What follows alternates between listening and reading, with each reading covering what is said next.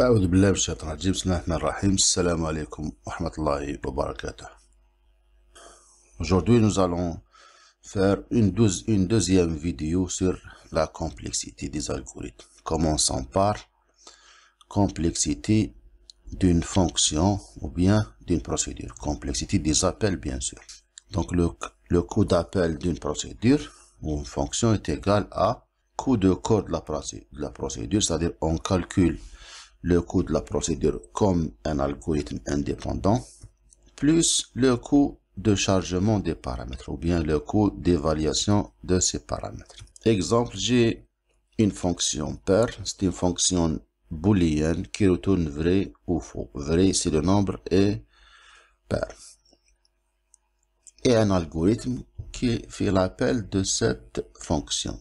Si pair de n égale vrai, alors n reçoit 1 plus 1, sinon n reçoit n plus 2. Donc c'est un exemple quelconque. On va calculer sa complexité. Donc la complexité du corps de la fonction, c'est n mod 2. C'est un test qui coûte 2. J'ai l'opération mode et l'opération égalité. Et j'ai deux blocs. Le si retourne vrai, sinon retourner faux, c'est-à-dire un bloc de 1 ou bien un bloc de 1. On prend un seul bloc de 1, on prend toujours le pire des cas, c'est-à-dire 2 plus 1 égale 3. Voilà, j'ai pris le maximum entre ce 1 et ce 1. Maintenant, la complexité de l'algorithme. Remarquez, j'ai un test qui contient un appel. On a dit l'appel de la fonction, elle coûte le coût de chargement plus le coût de la fonction. J'ai une seule variable, c'est-à-dire un chargement, c'est-à-dire 1, plus le coût de la fonction, c'est 3, plus le test égalité, c'est 4. Donc 1 plus 1 plus 3. Ce 1, c'est le coût du test, le coût de chargement et le coût de la fonction pair. Maintenant, j'ai deux cas, si sinon les deux blocs sont égaux, donc je vais prendre un seul bloc de 2. Voilà. Donc le coût total c'est 7. 5 plus 1 de ces deux, parce que si sinon on prend le maximum. Maintenant, nous allons voir la complexité d'une fonction ou bien procédure récursive. Notre fonction récursive, c'est la fonction puissance qui a deux paramètres entiers, a et n.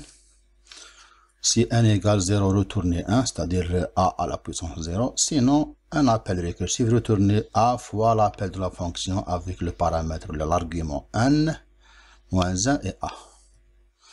Et un algorithme qui utilise cette fonction, écrire la puissance, donc lire n et a, et écrire la puissance, c'est un message, et l'appel de la fonction puissance a et n.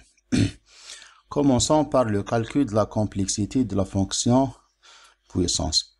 Un test, si n égale 0, alors 0, donc n égale 0, égalité, un test, deux blocs, ou bien retourner 1, ou bien retourner a fois la puissance. Toujours, on prend le bloc qui a une complexité maximale, c'est le deuxième bloc, c'est le bloc sinon.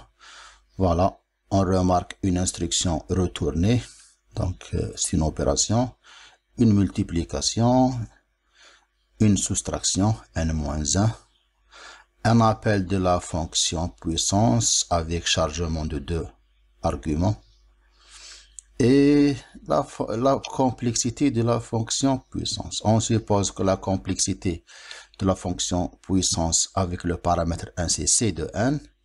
Maintenant, c'est c de n moins 1 pour cet appel. Donc, c de n moins 1. C'est-à-dire c de n est égal 6 plus c de n moins 1. C'est une suite arithmétique avec raison 6. Elle est définie par la raison et le terme précédent de n. On peut écrire cette suite en fonction du premier terme, c'est C0 plus n fois 6. Donc, c'est une règle mathématique qui concerne les suites arithmétiques. Donc, UN est égal U0 plus n fois R, la raison R. Dans notre cas, la raison R égale 6. Maintenant, nous allons calculer à quoi est égal C0. C'est-à-dire, je vais entrer dans cette fonction avec n et fixer dans le 0. Donc, on va faire un test qui coûte 1, plus directement retourner 1. C'est-à-dire, 1 plus 1 est égal 2. Donc, C0 égale 2. Voilà. Donc, finalement, Cn égale 2 plus 6 fois n. Maintenant, on passe à la complexité de l'algorithme. Lire n coûte 2, parce que lecture de 2 variables. Maintenant, j'ai écrire qui contient un nombre entier et un message, donc 1 plus 1. Maintenant, j'ai un appel qui contient le chargement de 2 paramètres, c'est-à-dire 2. Et la complexité de la fonction puissance qui est 6n plus 2. Voilà. La totalité, c'est combien? 6n plus 2, 4, 6, 8. 6n plus 8, c'est ça. Voilà. Un deuxième exemple. Soit la fonction Fibonacci, Fibo de n. C'est une fonction où le premier terme U0 égale 0, U1 égale 1, et en général UN est égal UN-1 plus UN-2. Voilà, je vais calculer cette fonction d'une manière récursive, c'est-à-dire si n inférieur à 2, c'est-à-dire 0 ou bien 1. Alors retournez n, c'est-à-dire si n égale 0, retournez 0, si n égale 1, retournez 1. Sinon, le cas général, le cas récursif, retournez Fibonacci de n-1 plus Fibonacci de n-2.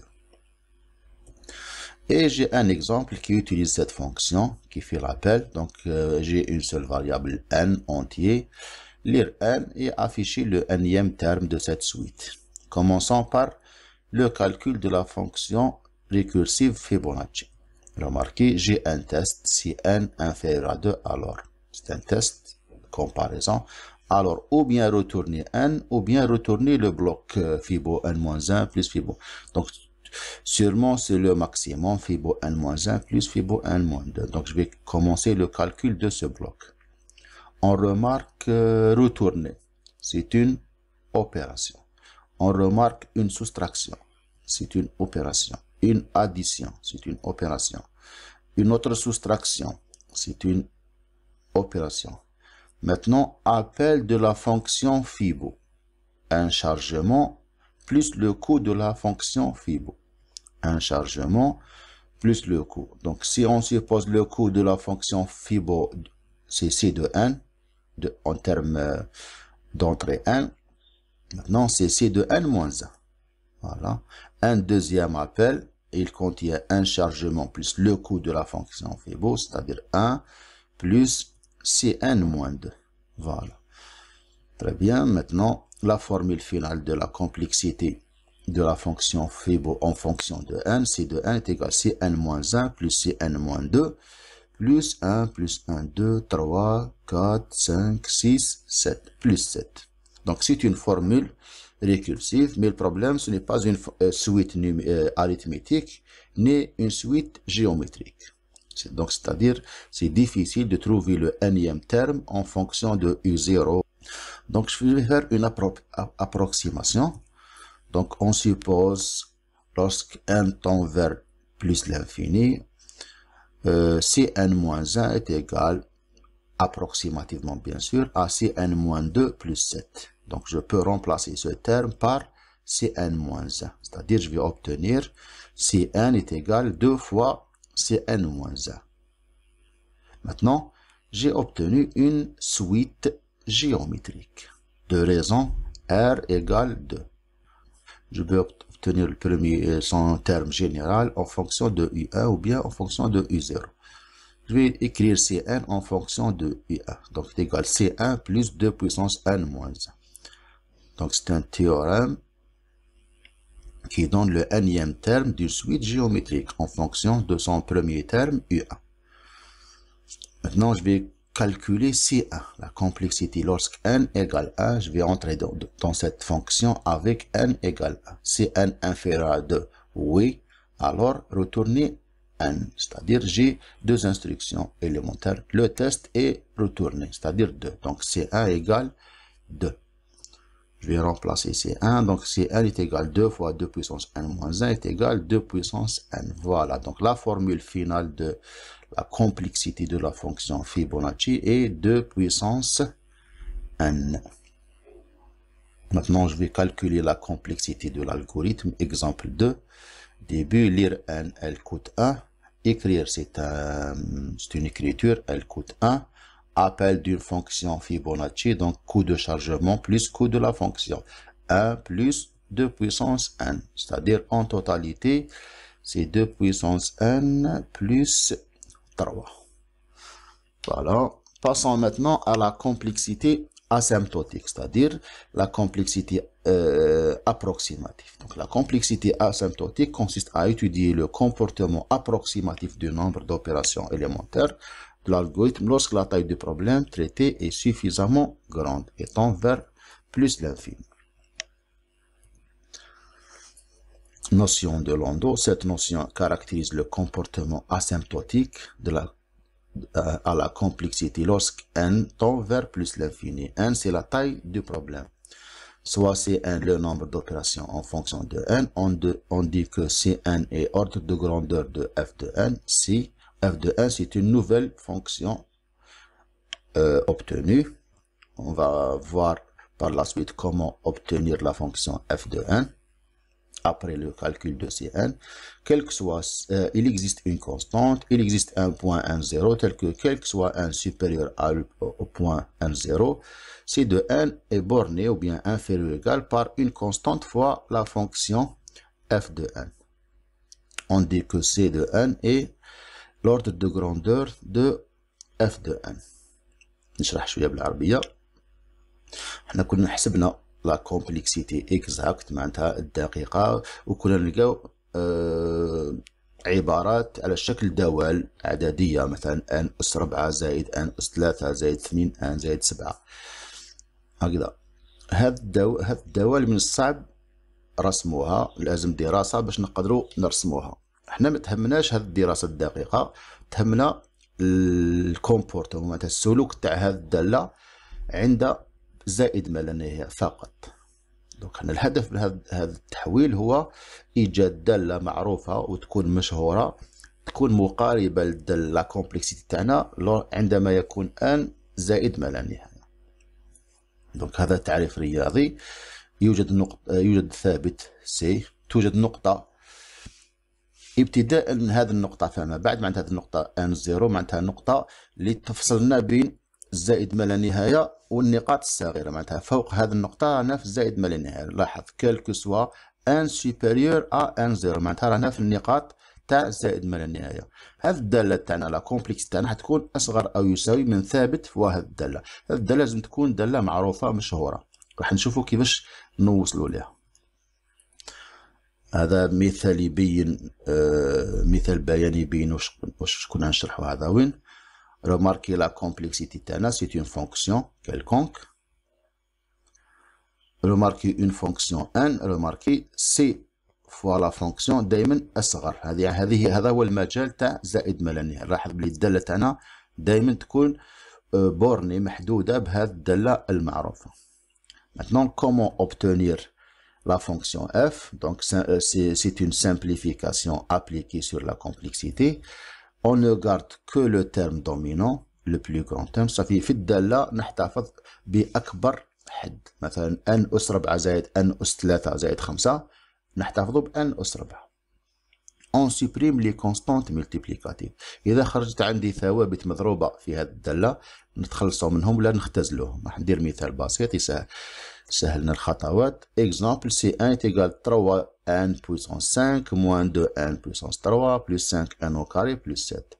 Je vais appliquer ces deux règles. On ne garde que le terme dominant. Le terme dominant, c'est le terme supérieur. Lorsque n, bien sûr, tend vers plus l'infini. C'est le terme 3n puissance 5. On élimine les constantes multiplicatives. On a une constante, c'est le 3. Donc, n puissance 5. On écrit C de n est de l'ordre de grandeur de n puissance 5. La complexité تاعنا السلوك تاعها يشبه السلوك تاع الدالة المعروفة n puissance 5. Lorsque n, bien sûr, tend vers plus l'infini. Voilà quelques fonctions connues هذو مشهورين. log n هي من أصغر الدوال n log n au carré et l'exponentielle de puissance n. C'est une complexité très importante, très grande. C'est une mauvaise complexité. Voilà. هكذا كملنا هذا الدرس تاع الكومبلكسيتي. في الفيديو القادم راح نديرو بعض التمارين. السلام عليكم ورحمة الله.